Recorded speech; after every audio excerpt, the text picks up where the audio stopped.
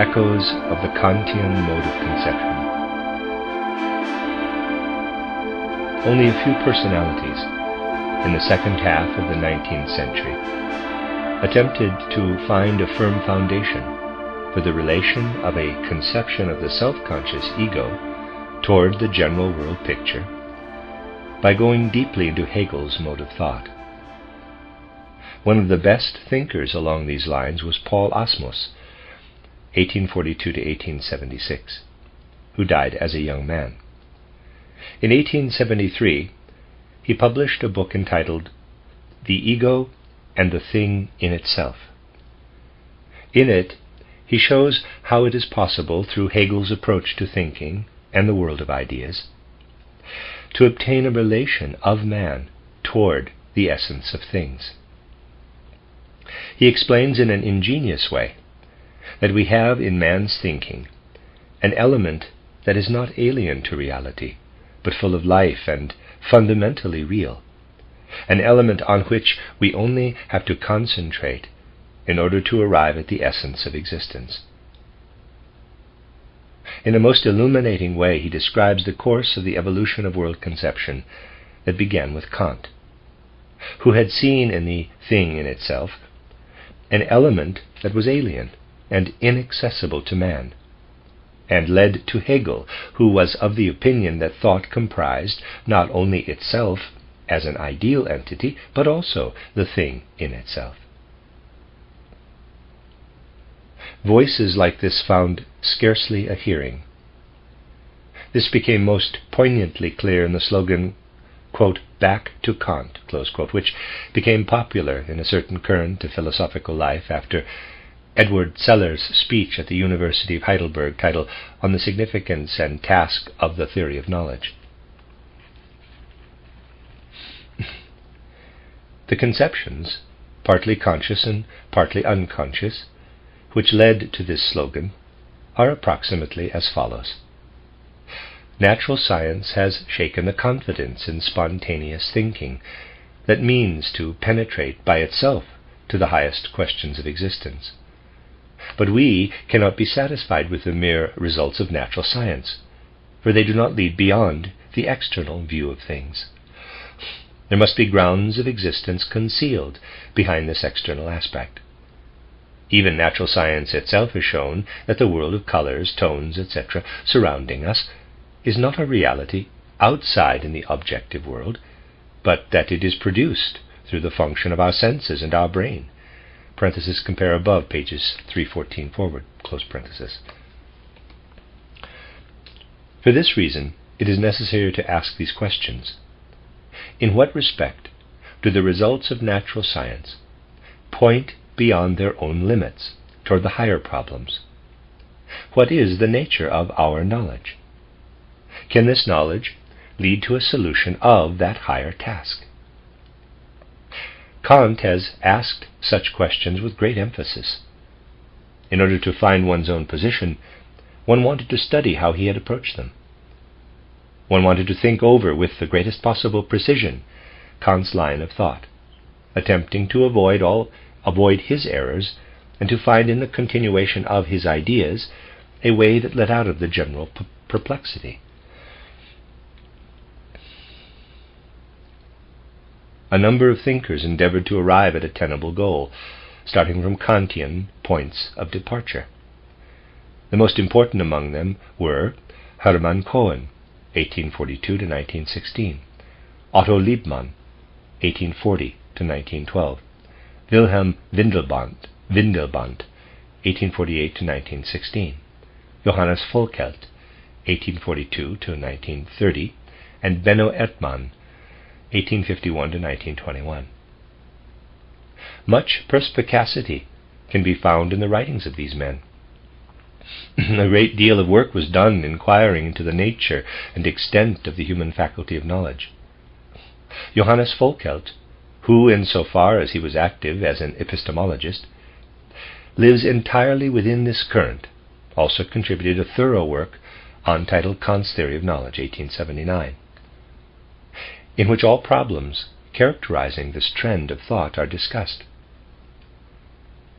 In 1884, he gave the inaugural address for his professorship in Basel, in which he made the statement that all thinking that goes beyond the results of the special empirical sciences of facts must have, quote, the restless character of seeking and searching, of cautious trial, defensive reserve, and deliberate admission, close quote.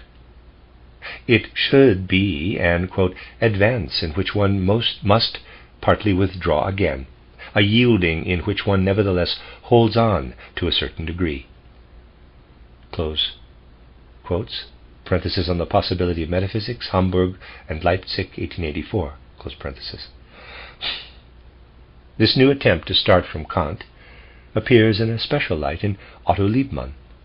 His writings, titled Contributions Toward the Analysis of Reality, 1876, titled Thoughts and Facts, 1882, titled Climax of Theories, 1884, are veritable models of philosophical criticism.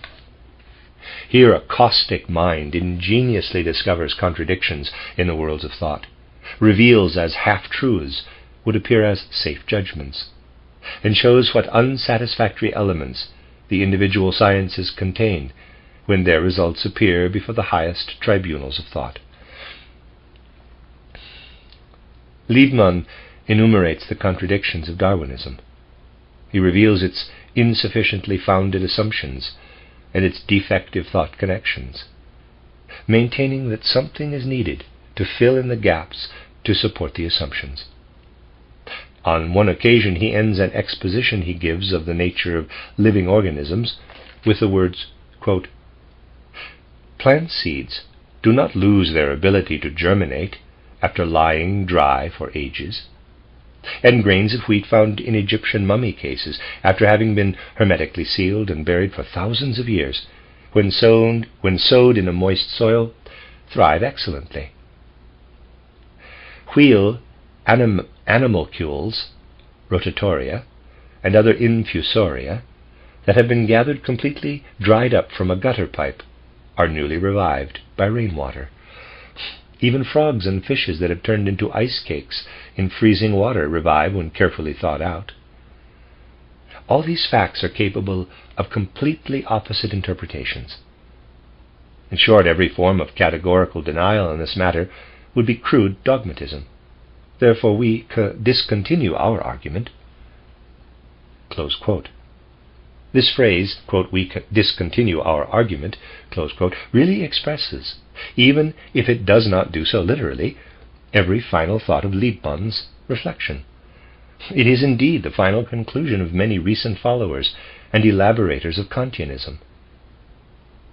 They do not succeed in doing more than emphasize that they receive the things into their consciousness. Therefore everything that they see, hear, etc., is not outside in the world, but within themselves, and they are incapable of deciding anything concerning the outside. A table stands before me, argues the neo-Kantian, but really this only seems to be so.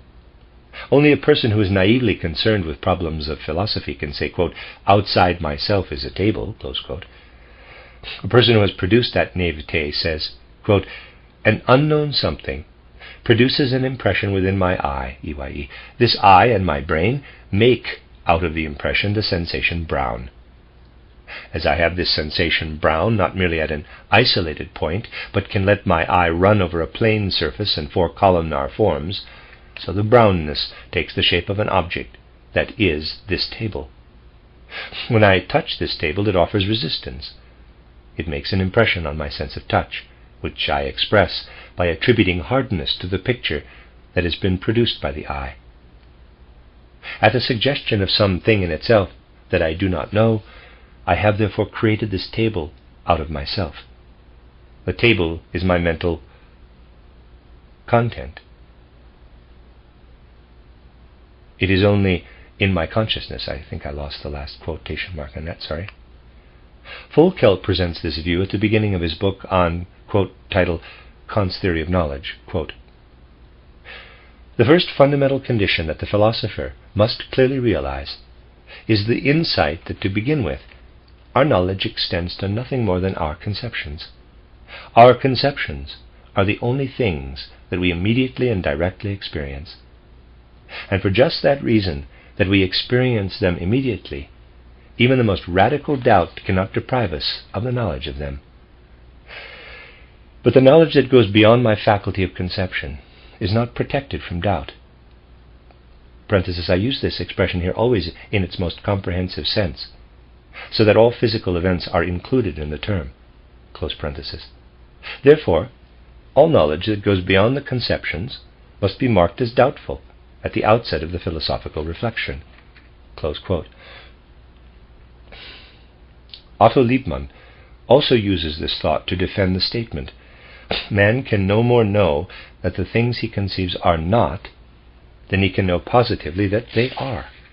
Quote, for the very reason that no conceiving subject can escape the sphere of its subjective imagination, because it can never grasp and observe what may exist or not exist outside its subjectivity, leaping thereby over its own consciousness and emancipating itself from itself. For this reason, it would also be absurd to maintain that the object does not exist outside the subjective conception. Close quote. O. Liebmann, title Contributions to the Analysis of Reality. Close parenthesis. Both Volkelt and Liebmann, nevertheless, endeavor to prove that man finds something in the world of his conceptions that is not merely observed or perceived, but that is added to the perception by thought, something that at least points toward the essence of things. Volkelt is of the opinion that there is a fact within the conceptual life that points to something that lies outside the life of conception. This fact consists in the logical necessity with which certain conceptions suggest themselves to man. In his book titled The Sources of Human Certainty, that appeared in 1906, we read Volkelt's view, quote, if one seeks the basis of the certainty of our knowledge, one finds 2 points of origin, 2 sources of certainty. Even if an intimate cooperation of both sources of certainty is necessary, if real knowledge is to result, it is nevertheless impossible to reduce one source to the other. The one source of certainty is the self-assurance of consciousness, the awareness of the facts of my consciousness. That I am consciousness is just as true as the fact that my consciousness testifies to the existence of certain processes and states, certain contents and forms. Without this source of certainty, there would be no cognitive process. It supplies the material through the elaboration of which all knowledge is produced. The other source of certainty is the necessity of thought, the certainty of logical compulsion, the objective consciousness of necessity. With it, something absolutely new is given that cannot possibly be derived from the certainty of our own self-awareness in consciousness. Close quote. Concerning this second source of certainty, Volkelt expresses himself in his book mentioned above as follows, quote, the immediate experience allows us to become aware of the fact that certain combinations of concepts show a peculiar form of compulsion to be inherent in them that is essentially different from all other kinds of compulsion that are associated with conceptions. This compulsion forces us to think certain concepts as belonging together, not merely in the conscious process in which we are aware of them, but also in a corresponding objective interconnection, independent of the conscious conceptions. Furthermore, this compulsion does not force us in a manner to suggest that we should forfeit our moral satisfaction or our inner happiness, our salvation, and so forth. But it contains the suggestion that objective reality would have to annihilate itself, in itself, would have to lose its possibility of existence, if the opposite of what it prescribes as a necessity were to take place. What distinguishes this compulsion, then, is that the very thought of the opposite of that necessity forcing itself upon us would be experienced as a call that reality should revolt against the conditions of its existence. This peculiar, immediately experienced compulsion is generally called logical compulsion or thought necessity. The logically necessary reveals itself directly as an announcement of the object itself. It is the peculiarly meaningful significance, the reason-guided illumination that is contained in everything logical, that bears witness with immediate evidence of the objective real validity of the logical connections of concepts. Parenthesis title Kant's Theory of Knowledge, pages 208 forward, close parenthesis. Close quote. Otto Liebmann confesses toward the end of his essay titled The Climax of Theories that, in his opinion, the whole thought structure of human knowledge, from the ground floor of the science of observation up to the most airy regions of the highest hypotheses of world conception, is permeated by thoughts that point beyond perception. Quote, fragments of percepts must first be supplemented by an extraordinary amount of non-observed elements linked together and connected in a definite order according to certain operations of the mind. Close quote. But how can one deny that human thinking has the ability to know something through its own activity, as long as it is necessary to resort to this activity, even if one merely wants to obtain order among the facts of the observed percepts? Neo-Kantianism is in a curious position. It would like to confine itself within the boundaries of consciousness and within the life of conception. But it is forced to confess that it is impossible to take a step within these boundaries that does not lead in all directions beyond those limits. Otto Liebmann ends the second booklet of his title Thought and Facts as follows. Quote, if, on the one hand, seen from the viewpoint of natural science, man were nothing but animated dust, then, on the other, all nature, as it appears in space and time, when seen from the only viewpoint that is immediately accessible and given to us, is an anthropocentric phenomenon. Close quote. There are many who hold the view that the world of observation is merely human conception, in spite of the fact that it must extinguish itself if it is correctly understood. It is repeated again and again in the course of the last decades in many variations. Ernst Leas, L-A-A-S, 1837 to 1885, forcefully defended the point of view that only positive facts of perception should be wrought into knowledge. Alois Riel, 1849 to 1924, proceeding from the same fundamental view, declares that there could be no general world conception at all, and that everything that goes beyond the various special sciences should only be a critique of knowledge. Knowledge is obtained only in the special sciences. Philosophy has the task of showing how this knowledge comes about, and of taking care that thought should not add any element that cannot be justified by the facts.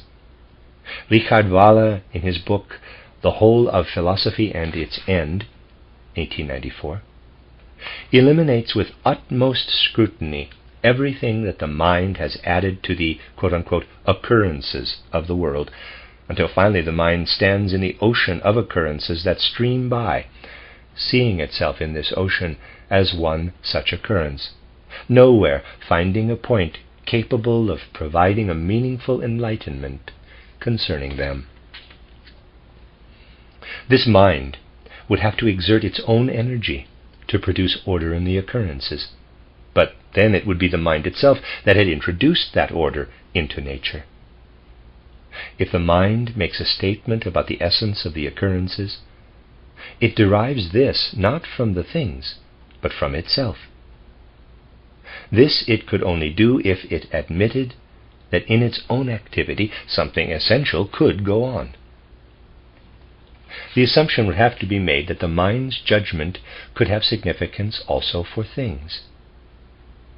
But in its own judgment, this confidence is something that according to Valla's world conception, the mind is not entitled to have.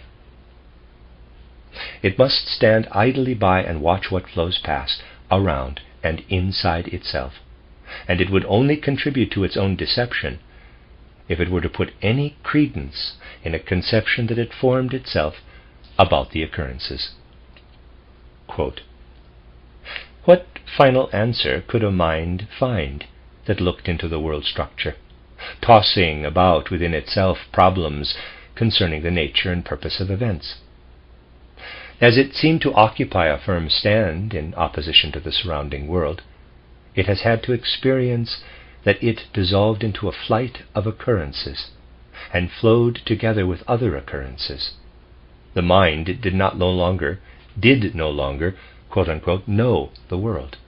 It had to admit, I am not certain that there are, quote-unquote, knowers, but there are simply occurrences. They do, to be sure, make their appearance in a manner that the concept of knowledge could emerge prematurely and without justification, and, quote-unquote, concepts emerged and flitted by to bring light into the occurrences, but they were will-o'-the-wisps, specters of wishful thinking, miserable postulates whose evidence meant nothing, empty forms of knowledge. Unknown factors must rule the change. Darkness was spread over nature. Occurrences are the veil of the true. Parenthesis, the whole of philosophy and its end. Close parenthesis. Close quote. Valla closes his book, which is to represent the gifts of philosophy to the individual sciences, theology, physiology, aesthetics, and civic education, with these words, quote, "May the age begin when people will say, 'Once was philosophy.'" Close quote. In the above-mentioned book by Valla, as well as in his other books titled Historical Survey of the Development of Philosophy, 1895, and titled On the Mechanism of the Mental Life, 1906, we have one of the most significant symptoms of the evolution of world conception in the 19th century. The lack of confidence with respect to knowledge begins with Kant and leads finally, as it appears in Valla, to a complete disbelief in any philosophical world conception.